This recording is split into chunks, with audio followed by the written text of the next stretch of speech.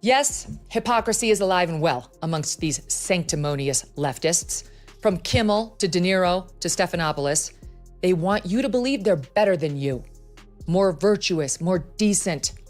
But we all know the truth. They lie. They sin.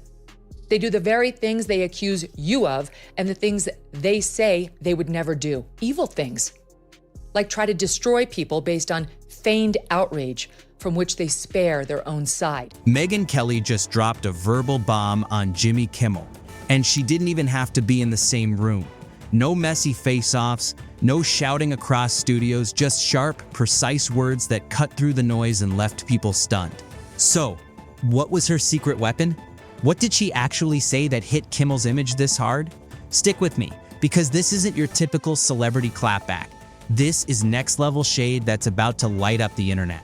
Trust me, you're gonna want to see this. Back in the day when I was on the prime time of Fox and you were on the prime time of CNN, a couple of hours after our shows ended, late night comics would come on, and they occasionally would make us laugh, Piers. I mean, occasionally they understood that they were in the game of making everyone laugh.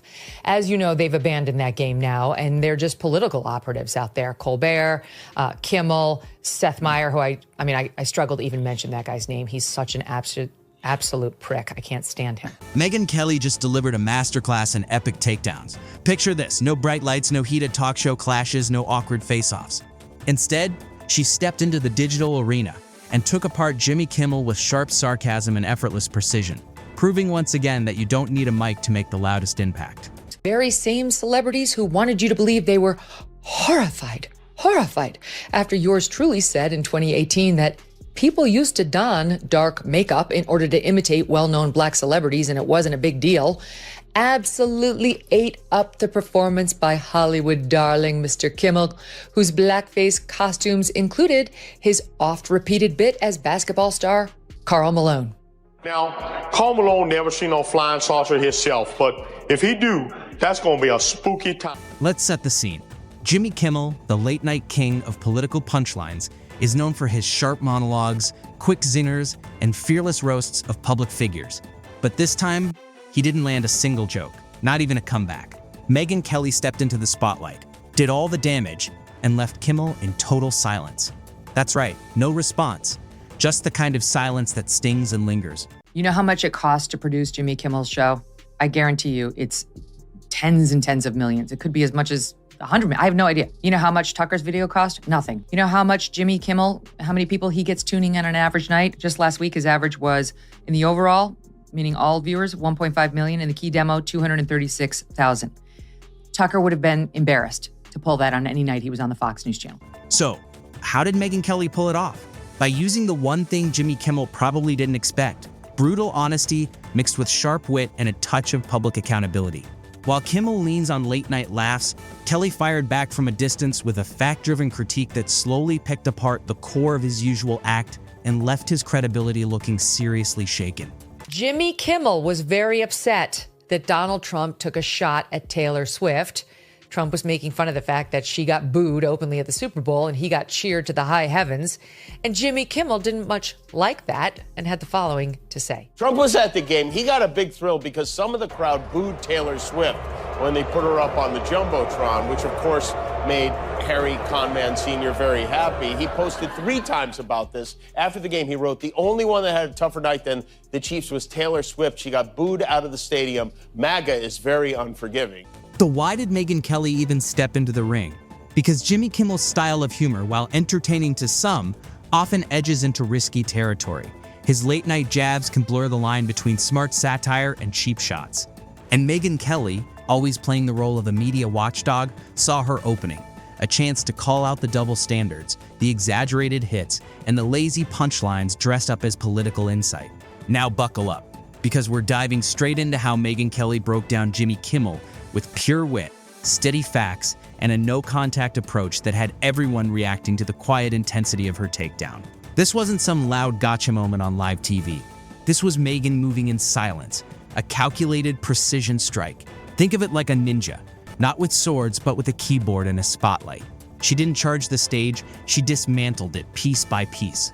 Every post, every article, every sharp observation chipped away at Kimmel's comedic image. She highlighted the cracks in his routine, the moments where edgy turned awkward, where satire slipped into something less clever and more questionable. Kelly's strategy was cold, calculated, and grounded in facts. No need for a dramatic showdown, because she came armed with something stronger than any viral clip: proof. No shouting, no spectacle, just a one-woman truth campaign that left Kimmel's image hanging by a thread. You all know what they saw. They saw what we saw. They saw the frail elderly man who needed help getting off the stage. They're just too chicken shit to tell us about it, because they accurately deduced that he could still be the Democratic nominee, and they don't want to ding him up. Maybe you give Barbara a pass. Who gives a damn what this singer saw or says? But you know what? Jimmy Kimmel happens to be employed by ABC, which happens to have a rather large news organization. And he has been one of President Trump's most vocal critics. Where are you, Jimmy? On vacation? Not good enough. She didn't just challenge Jimmy Kimmel, she broke him down piece by piece. Megyn Kelly combed through his catalog of jokes and commentary with sharp focus, pointing out not just edgy humor, but moments where comedy drifted into misinformation, exaggeration passed off as satire, and punchlines that seemed to hit down instead of up. These weren't just harmless jokes, they formed a pattern, and she made that clear. Picture her at a desk, headphones on, screen glowing, going through clips, reading transcripts, and analyzing every line. Like a precision surgeon, she pulled apart the weak spots in Kimmel's routine with striking accuracy. This wasn't a typical roast. It felt more like a careful breakdown of a comedic image starting to crack. What made Kelly's approach stand out was how controlled it was. She didn't raise her voice or throw direct insults. Instead, she let the material speak for itself. Each post, each critique worked like a clean-cut, steady, deliberate, and hard to ignore. No back and forth, no dramatic showdowns, just point after point building momentum. And when it all landed, Kimmel's late-night dominance didn't look quite as solid. And here's the twist. People paid attention. While Kimmel thrives on quick laughs and instant reactions, Kelly played the long game.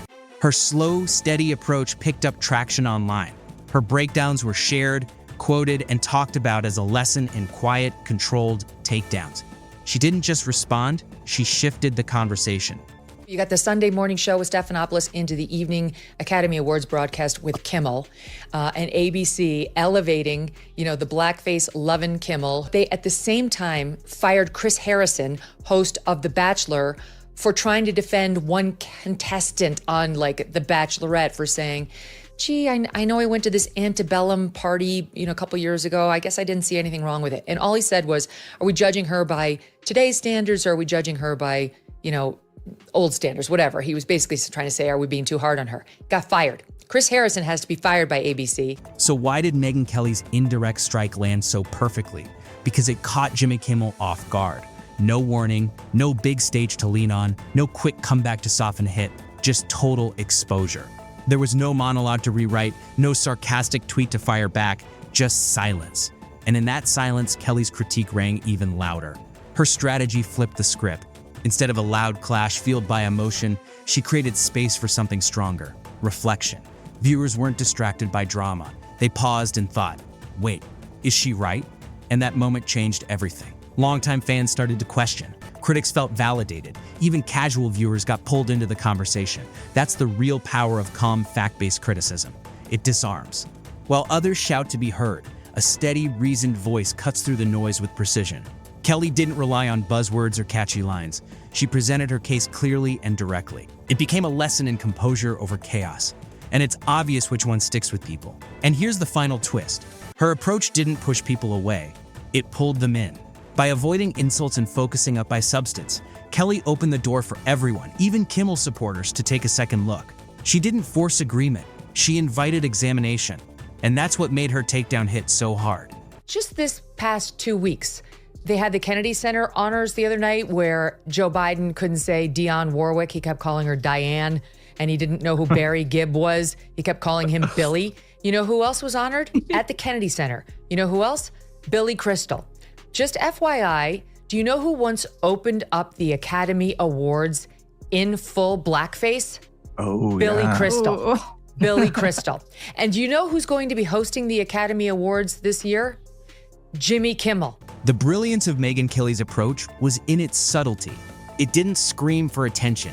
It slipped quietly into public discourse, cutting through the usual noise and embedding itself in conversations where loud, flashy attacks would have been ignored.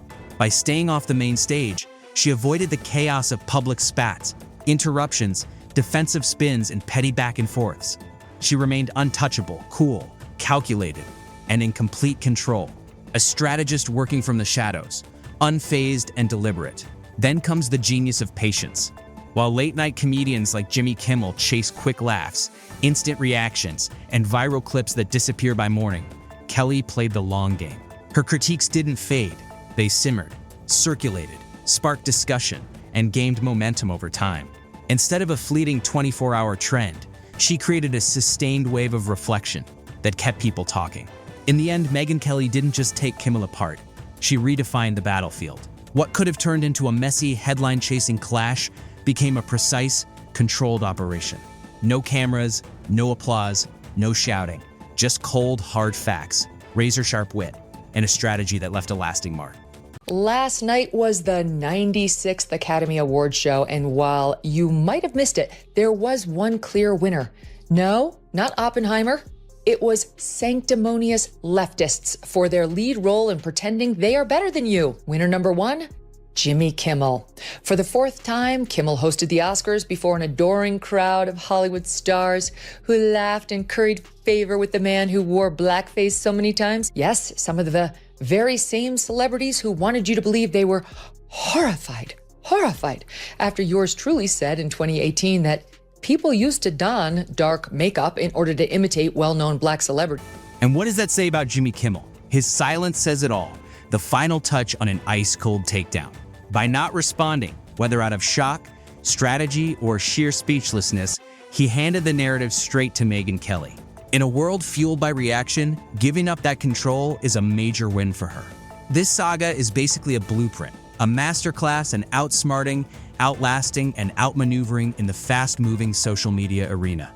Megyn Kelly didn't yell, she didn't brawl. She used patience, facts, and precision to land a blow that will echo for a long time. Sure, Jimmy still has his monologues, his laughs, and his live audience, but there's a new player in town. Quiet, sharp, and armed with facts. Megyn didn't just step into the game, she rewrote the rules. Here's the twist. She didn't need the spotlight to dominate. She leveraged her digital reach, turning every tweet, post, and analytical jab into a viral shockwave. In a world full of noise, she showed that restraint, when executed with precision, can hit harder than 1,000 punchlines. No spectacle, no shouting, just one calculated, fact-packed knockout that left Kimmel's audience scrolling back, rereading every word and thinking, wait, did that really just happen? Now, I will tell you, he's not the worst. The Daily Show has the worst ratings. They only have 366,000 people watching that show. During the Jon Stewart years, it was over 2 million. Now it's down to 300,000. Seth Meyers, absolutely dreadful. He doesn't even have 1 million, 778,000. I mean, for network television, this is, you don't have to pay for it. It's there when you turn on your TV, you plug it in. That's a dreadful number. Picture it. No flashy lights, no sound effects. Just the quiet, crushing impact of words carefully chosen and dropped like chess pieces in a high-stakes endgame. And in this match, Megyn Kelly was the grandmaster. She didn't flip the board or storm off in anger. She played in silence, moving with precision until Jimmy Kimmel was cornered in checkmate without ever having to utter her name. This wasn't about fireworks or drama. It was strategic elegance. What made it lethal was her restraint. No yelling, no mudslinging, just composure that cut deep. Her dismantling of Kimmel's late-night persona was a brutal ballet, graceful, intelligent, and relentless. Every move chipped away at his curated image, exposing cracks in his comedic foundation. And Kimmel, he had nothing to offer in return. His silence spoke volumes. It wasn't just the absence of a comeback, it was the sound of being thoroughly, elegantly outplayed. In a culture that thrives on chaos, she showed that whispers travel farther than screams. Her attack didn't need a mic, it needed clarity and timing. With surgical precision, she peeled back the layers of Kimmel's humor, monologues that fell flat, political jabs that overshot, and jokes that slid into bias. This wasn't petty, it was forensic. People noticed not just the critique, but the craftsmanship behind it. Kelly didn't just throw shade, she held up a mirror, showing how comedy can mask accountability. And when the truth comes wrapped in poisoned precision, people stop scrolling. They stare. Kimmel's silence lingered. No tweets, no punchlines, just the sound of an empire shaken. Was it strategy, shock, or the realization he'd been checkmated in a game he didn't know he was playing? Beyond the personal victory, Kelly's moves revealed a seismic shift in media battles. Gone are the days when the loudest voice wins. Now it's about controlling the narrative, backing wit with facts, and playing the long game. She proved that silence isn't surrender, it's power in disguise. The aftermath? A media buzz around this new kind of takedown. No shouting, no meltdowns, just cold truth delivered with surgical precision. Suddenly, the spotlight wasn't on Kimmel. It was on his cracks, the gaps in his armor, the man behind the microphone. In the end, Megyn Kelly didn't just outplay Jimmy Kimmel. She taught a masterclass in winning in the digital age.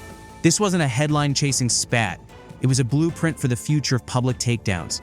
Sharp, smart, and devastatingly quiet. Ginny may still crack jokes at midnight, but Megyn, she just became the reigning queen of the silent roast. Next time someone whispers about media feuds, remember this one, because sometimes the loudest blow lands in total silence. And if you listen closely, you can still hear the echo.